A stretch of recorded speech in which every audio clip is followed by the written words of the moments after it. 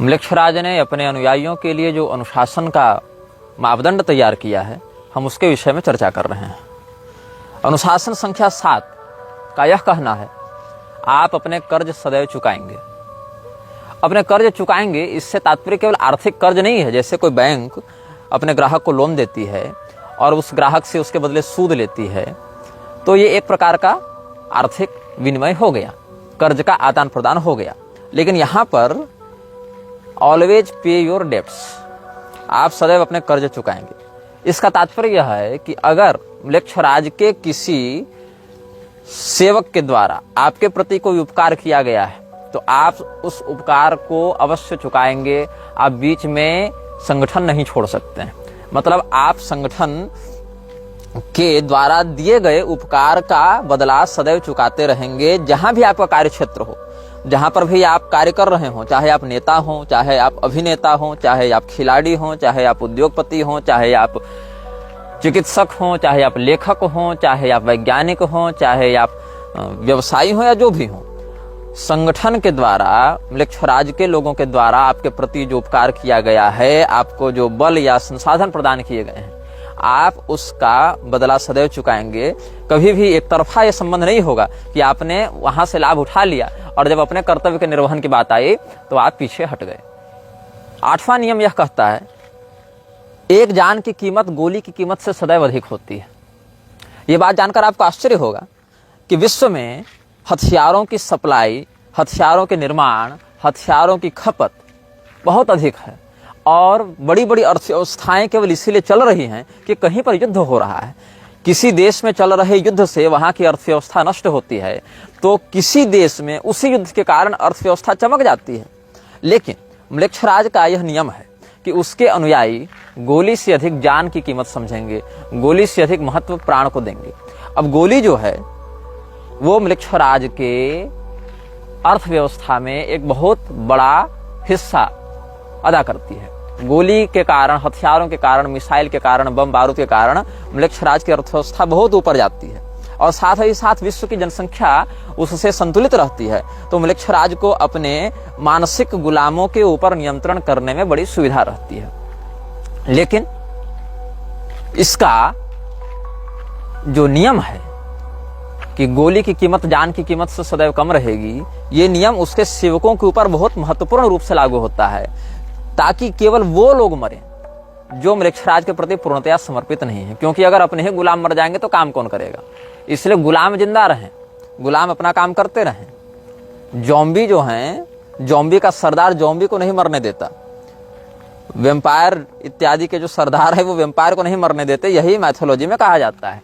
लेकिन ये बात यहाँ भी लागू होती है कि गुलाम अगर मर जाएंगे तो हमारे अभियान को आगे बढ़ाएगा कौन? हमको मैन पावर कहाँ से मिलेगा? इसीलिए लोग मरें, लेकिन मरने वालों में हमारे गुलाम न हो। हमारे गुलामों की जान की कीमत गोली की कीमत से सदैव ज्यादा रहेगी। इसीलिए जहां बड़े बड़े युद्ध हो रहे हों, वहां मरने वाले लोग या तो म्लेच्छराज के संगठन में, म्लेच्छराज के दल में बहुत निम्न स्तर के लोग हैं जिनके मरने से म्लेच्छराज की सत्ता को प्रभाव नहीं पड़ता, या फिर ये वो लोग हैं जिनको जिंदा रखकर अब म्लेच्छराज को कोई लाभ नहीं होगा।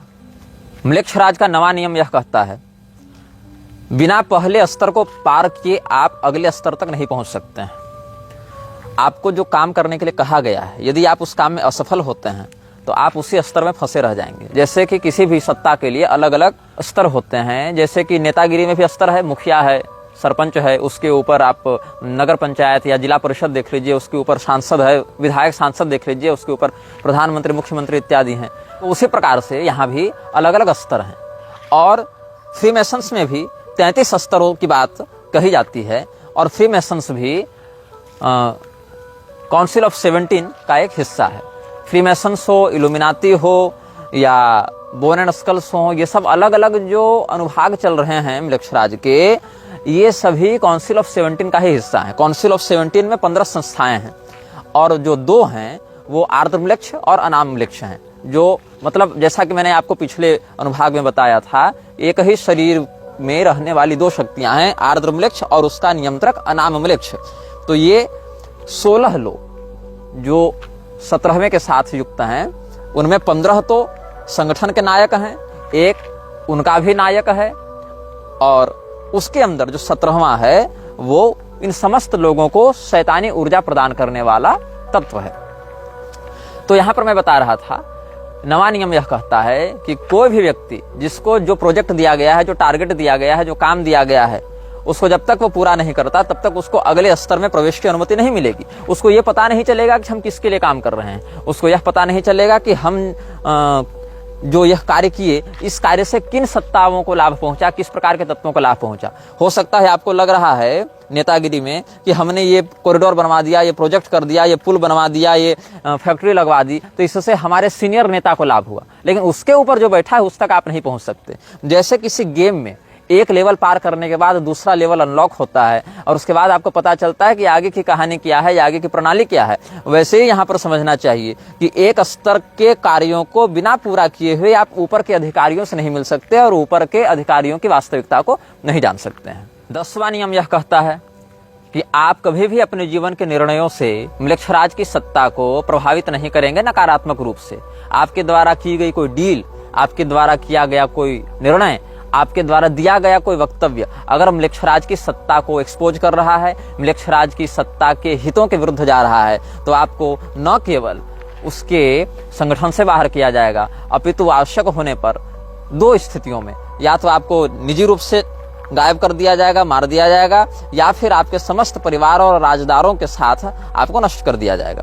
तात्पर्य यह है कि यदि आप किसी विषय में कंप्रोमाइज कर रहे हैं, किसी विषय में निर्णय ले रहे हैं और वो निर्णय आपके उच्चाधिकारियों के संज्ञान के बिना है, तो आप इस बात को सुनिश्चित करें, यदि जिंदा रहना चाहते हैं तो, कि आपके द्वारा लिए गए निर्णय से आपके उच्चाधिकारी नकारात्मक रूप से प्रभावित नहीं हो। म्लेच्छराज के 11वें नियम को कहते हैं मंदिर का नियम। इस नियम को इसने वेदों से चुराया है। वेदों में एक सिद्धांत है, देहो देवालय प्रोक्तो जीवो नाम सदाशिव त्यजेत ज्ञान निर्माल्यम सोहम भावेन पूजयेत। तात्पर्य क्या है? हमारा शरीर ही मंदिर है और उसमें रहने वाला जीवात्मा ही परमात्मा का स्वरूप है। इसीलिए शरीर रूपी मंदिर में रहने वाले चेतन रूपी देवता की हम आराधना करते हैं और अपने अज्ञान को ही निर्माल्य समझकर उसका विसर्जन करते हैं, ज्ञान को ही उपलब्धि मानकर स्वीकार करते हैं। मैं वह परमात्मा हूं, मैं ही परमात्मा का अंश हूं, मैं ही परमात्मा हूं, ऐसा समझते हुए जीव और ब्रह्म में अभिन्नता का विचार करते हुए आत्मयजन का उपदेश शास्त्र करते हैं।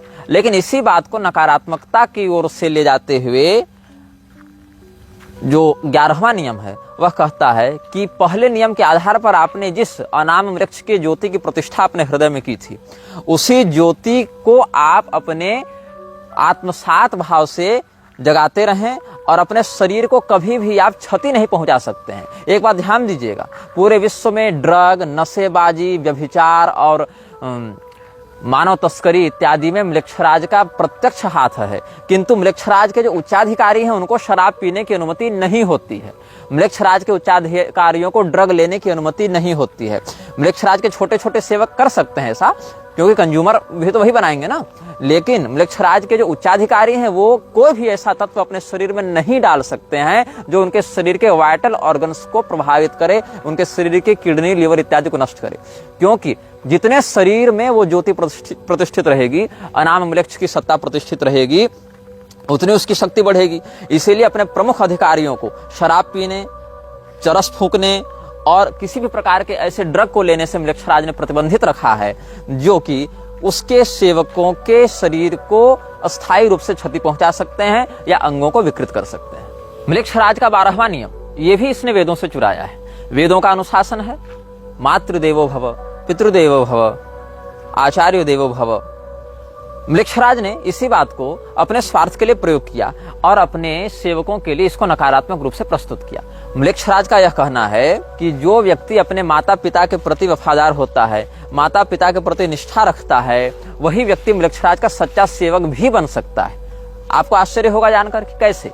अगर कोई व्यक्ति अपने माता पिता से बहुत प्रेम करता है, अपने माता पिता की बात मानता है, तो इस बात से यह भी साबित होता है, यह बात भी सिद्ध हो जाती है कि वो व्यक्ति कभी भी कोई ऐसा कृत्य नहीं करेगा जिससे उसके माता पिता दुखी हों, उसके माता पिता रुष्ट हों, उसके माता पिता की सुरक्षा पर कोई नकारात्मक प्रभाव पड़े।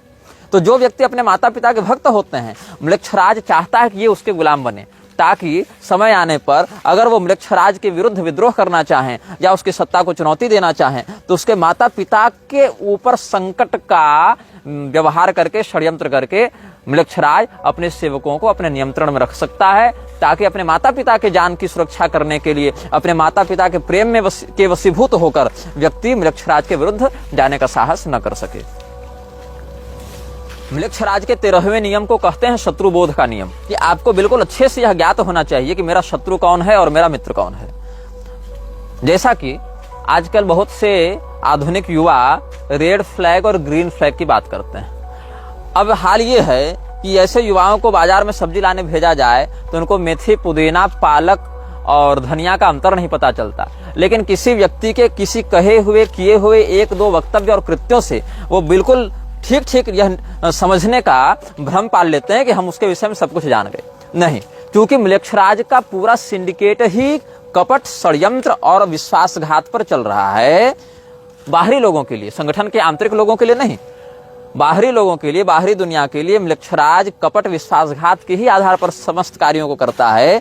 यह समझना चाहिए कि आप अपने शत्रु और अपने मित्र को बहुत अच्छे से पहचानेंगे। हो सकता है कोई व्यक्ति षड्यंत्र करके आपके दल में सम्मिलित होना चाहता हो और आप उससे रहस्य बता दें, या आपके विश्वास को अपना हथियार बनाता हुआ वह म्लेच्छराज के विरुद्ध कोई षड्यंत्र करे या उसकी सत्ता को चुनौती देने का प्रयास करे, तब क्या होगा? तो हमारे गुलामों के माध्यम से हमारी सत्ता बढ़ती रहे, बिगड़े नहीं, इसके लिए उसके गुलाम सदैव सतर्कता पूर्वक अपने वास्तविक मित्र और वास्तविक शत्रु का चिंतन करते रहते हैं। ये म्लेच्छराज का एक और नियम हमने आपके समक्ष बताया। म्लेच्छराज का 14वां नियम है सीमा का नियम। आपको अपनी औकात पता होनी चाहिए, आपको अपना पोटेंशियल पता होना चाहिए, आपको पता होना चाहिए कि आप किस किस काम में अच्छे हैं। जिस काम में अच्छे हैं केवल वही करने की अनुमति है। एक्सपेरिमेंट नहीं करना है कि हम ये काम करके देखते हैं, हम ये काम करके प्रयास करते हैं। म्लेच्छराज के अभियान में एक्सपेरिमेंट की अनुमति नहीं है, वहां परिणाम की निश्चितता होनी चाहिए। हम जो कर रहे हैं उससे हमारे अभियान में क्या परिणाम प्राप्त होगा ये शोध का विषय नहीं होना चाहिए। जब आप समाज में किसी हथियार को लॉन्च करेंगे, जब आप समाज में किसी महामारी को लॉन्च करेंगे, जब आप समाज में किसी प्रकार के व्यवस्था को लागू करेंगे, तो उस बात का परीक्षण करने के लिए लागू नहीं करेंगे, परिणाम की प्राप्ति को होने के लिए लागू करेंगे। यही 14वां नियम है जो कहता है सीमा का नियम। सीमा का नियम मतलब आपको अपनी लिमिट पता होनी चाहिए, आपको अपना सामर्थ्य और अपनी कमजोरी का बिल्कुल स्पष्ट बोध होना चाहिए। म्लेच्छराज का 15वां नियम यह कहता है आप अपने नायक को प्रतिस्थापित नहीं कर सकते हैं। There would be only one and only one boss. इसका अर्थ है कि म्लेच्छराज का कोई उत्तराधिकारी नहीं होगा। म्लेच्छराज का कोई चयन नहीं कर सकता है कि चलो काउंसिल ऑफ 17 में आज हम इसको बना दिए, 5 साल के बाद इसको बना दिए, उसको बना दिए। बिल्कुल नहीं, ये प्रतिबंधित है। वहां पर इस प्रकार की दावेदारी नहीं हो सकती है कि अभी वाला म्लेच्छराज जो है आर्ध म्लेच्छ, उसको प्रतिस्थापित कर दें और उसके जगह हम उसी काउंसिल से किसी दूसरे नेता को उठाकर खड़ा कर दें। ऐसा बिल्कुल नहीं हो सकता है। म्लेच्छराज के यहाँ वोटिंग का कोई सिस्टम नहीं है, कोई व्यवस्था नहीं है। म्लेच्छराज इस बात को बिल्कुल स्पष्टता से कहता है कि आप किसको अपना नायक मानते हैं और उस नायक के प्रति आप वफादार बने रहें, और निश्चित ही वो स्वयं को ही सर्वश्रेष्ठ नायक के रूप में ख्यापित करता है। यहाँ तक कि म्लेच्छराज 2 प्रकार के विकल्प देता है, या तो आप ईश्वर को अपना सर्वस्व माने या तो पैसे को। यदि आप ईश्वर को अपना सर्वस्व मानते हैं तो इसका अर्थ है कि आप म्लेच्छराज के संगठन में प्रवेश पाने योग्य नहीं हैं। यदि आप पैसे को अपना सर्वस्व मानते हैं तो म्लेच्छराज आपको इतना कुछ दे देगा जिसकी आपने कभी कल्पना भी नहीं की होगी। 16वां नियम पलायन का नियम है। पलायन का नियम यह कहता है कि आप भागने से डरेंगे नहीं। ये एक विचित्र बात है, क्योंकि आमतौर पर अच्छा उसको माना जाता है जो भागे नहीं, परिस्थितियों का डटकर सामना करे। लेकिन म्लेच्छराज का 16वां नियम है पलायन का नियम। आपको बिल्कुल पता होना चाहिए कि कहां पर भागना फायदेमंद है, कहां पर कदम पीछे खींचना फायदेमंद है, कहां पर बने रहने से आपको क्षति होगी। इसीलिए आप परिस्थितियों से भागने के लिए सदैव तैयार रहें। लड़ने के लिए तो तैयार हैं, ठीक है, लेकिन प्रयास करें कि यदि अपने आप को छिपाकर, अपने आप को भगाकर अगर स्थिति को अपने अनुकूल किया जा सकता है तो केवल ज्यादा ड्रामेबाजी, डायलॉगबाजी, होशियारी, हीरोगिरी दिखाने के चक्कर में काम न करें। वहां से पलायन कर जाएं, छिप जाएं और अपने रूप को छिपा लें ताकि आपकी वास्तविकता समाज के सामने न आए। 17वां नियम है अच्छाई का नियम। Everything good is not always good for you. Mrikshraj का 17वां नियम है अच्छाई का नियम। हो सकता है बाकियों के लिए वो चीज बहुत अच्छी हो, लेकिन आपको ध्यान में रखना है कि हर अच्छी चीज आपके लिए अच्छी नहीं होती। दवाइयां तो बहुत सी हैं, हर दवाई हर मरीज के लिए नहीं होती। भोजन हर प्रकार के उपलब्ध हैं, हर प्रकार का भोजन हर प्रकार के उपभोक्ता के लिए सही नहीं होता। तो ये समझना बहुत आवश्यक है कि संसार में जितनी भी अच्छी चीजें हैं, आवश्यक नहीं कि सब आपके लिए भी अच्छी हों।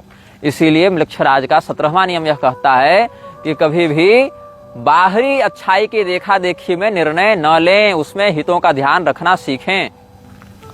मृक्षराज का 18वां नियम यह कहता है आपके हृदय में अनाम मृक्ष की जो ज्योति प्रतिष्ठापित की गई थी पहले नियम के आधार पर, आप उसको बेच नहीं सकते, क्योंकि आपने अपनी आत्मा बेच दी है अनाम मृक्ष को। अब आप उसका पुनः विक्रय नहीं कर सकते हैं, साथ ही आप उसको स्थानांतरित नहीं कर सकते हैं।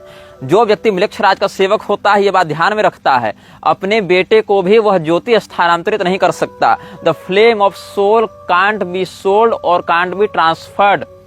वो जो ज्योति स्थापित करता है, जैसा कि मैंने कल आपको बताया था पिछले अनुभाग में कि असुर राजाओं ने अनाम मृक्ष और आर्द्र मृक्ष के स्तर प्रारूप के लिए बच्चों का बलिदान देना प्रारंभ किया था, अग्नि कुंड में डालकर।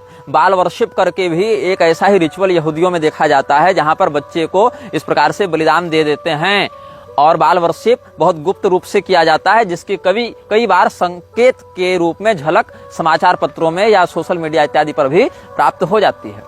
तो यह समझना आवश्यक है कि आपके हृदय में जो अनाम मृक्ष की ज्योति है वो स्थानांतरित नहीं की जा सकती। हर व्यक्ति के लिए व्यक्तिगत होती है, उसको संपत्ति के आधार पर वसीयत में नहीं डाला जा सकता, उसके माध्यम से। और ये भी नहीं कि आप विसर्जित कर सकते हैं, क्योंकि उससे आपकी चेतना जुड़ी हुई है। यदि आप उसको विसर्जित करेंगे तो आपकी आत्मा को भी शरीर से बाहर निकलना पड़ेगा। ये नहीं कि हमने ज्योति निकाल दी और हम आत्मा को अपने शरीर में धारण किए हुए हैं, ऐसा नहीं हो सकता है। वो दोनों की संयुक्त प्रतिष्ठा होती है। यदि आप में उस ज्योति की सुरक्षा करने का साहस नहीं है, उस ज्योति की सुरक्षा करने का सामर्थ्य नहीं है, तो धीरे धीरे वह ज्योति आपको नष्ट कर देती है। अर्थात जैसे आप किसी गाड़ी में बैठे हुए हैं और गाड़ी का नियंत्रण कर रहे हैं, लेकिन अगर गाड़ी से आपका नियंत्रण चला जाए तो वो गाड़ी स्वयं को भी नष्ट कर लेती है और आपको भी नष्ट कर देती है। उसी प्रकार से हृदय में जो अनाम मृक्ष की ज्योति जलती है, जब द फ्लेम ऑफ सोल जो उसने स्थापित किया हुआ है, वह जो अग्नि ज्वाला है, उस अग्नि ज्वाला को यदि आप नियंत्रित नहीं करते हैं तो अग्नि ज्वाला आपको नियंत्रित करते हुए मानसिक रूप से पागल कर देती है और विनष्ट कर देती है। 19वां नियम यह कहता है the talks of house remain in the house. Council में जो बात होगी वो काउंसिल में ही रहेगी। किसी भी सार्वजनिक समाचार पत्र में, किसी भी मीडिया चैनल में, किसी भी प्रकार के प्रसारण संबंधी व्यवस्था में उसको सार्वजनिक नहीं किया जाएगा। यदि आप उस बात को सार्वजनिक करते हैं किसी ऐसे व्यक्ति के सामने जो काउंसिल का सदस्य नहीं है, किसी ऐसे व्यक्ति के सामने जो उस ज्योति को धारण नहीं करता है, जो ज्योति धारक नहीं है, तो भी आपको मार दिया जाएगा।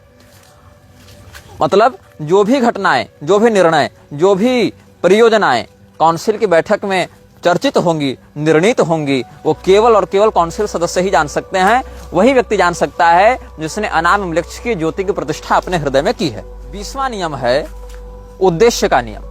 कभी भी अनाम मृक्ष की ज्योति का धारक अपने लिए किसी भी चीज की वैयक्तिक कामना अनाम वृक्ष के विरुद्ध जाते हुए नहीं कर सकता है।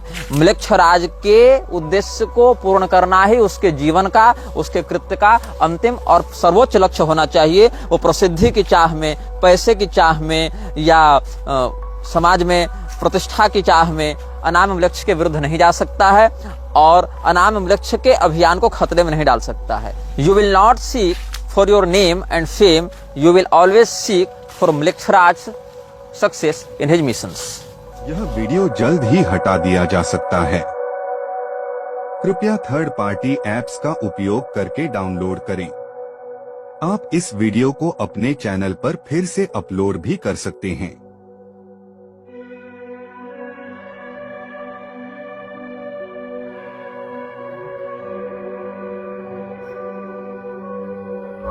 This video may get deleted soon. Please download using third-party apps.